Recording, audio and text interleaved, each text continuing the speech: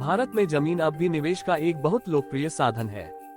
ये केवल निवेश ही नहीं बल्कि आर्थिक स्थिरता और कई समाजों में रुतबे को भी बयां करता है। यही वजह है कि भारत के गांव या शहरों में सोने के अलावा अगर किसी और संपत्ति को बहुत अधिक सम्मान मिलता है तो वह जमीन ही है। लेकिन क्या आप जानते हैं कि भारत में एक व्यक्ति कितनी कृषि योग्य भूमि खरीद सकता है? बहुत से लोगों को इस बारे में जानकारी नहीं है कि इस पर कोई लिमिट भी है या नहीं। इसके लिए राज्यों के अलग अलग नियम हैं। अधिकांश राज्यों में इस पर लिमिट लगाई गई है। हालांकि गैर कृषि योग्य भूमि के बारे में ऐसा कोई नियम देखने को नहीं मिलता है। मसलन हरियाणा में आप कितनी भी गैर खेती योग्य जमीन खरीद सकते हैं, परंतु हम यहाँ खेती योग्य जमीन के बारे में बताएंगे। भारत में जमींदारी प्रथा को खत्म करने के बाद कई तरह के बदलाव किए गए।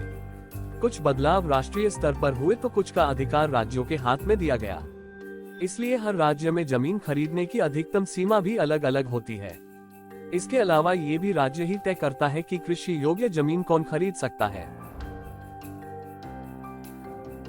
केरल में भूमि संशोधन अधिनियम 1963 के तहत एक गैर विवाहित व्यक्ति केवल 7.5 एकड़ तक जमीन ही खरीद सकता है।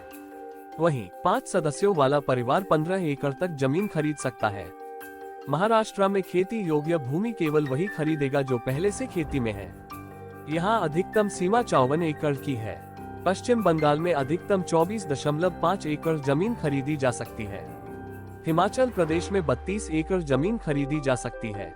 कर्नाटक में भी 54 एकड़ जमीन खरीद सकते हैं और यहाँ भी महाराष्ट्र वाला नियम लागू है। उत्तर प्रदेश में अधिकतम 12.5 एकड़ खेती योग्य जमीन एक व्यक्ति खरीद सकता है। बिहार में खेती या गैर खेती योग्य जमीन 15 एकड़ तक ही खरीदी जा सकती है। गुजरात में कृषि योग्य जमीन को केवल उस पेशे में लगे लोग ही खरीद सकते हैं।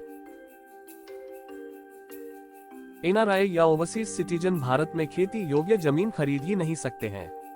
वह फार्म हाउस या प्लांटेशन प्रॉपर्टी भी नहीं खरीद सकते।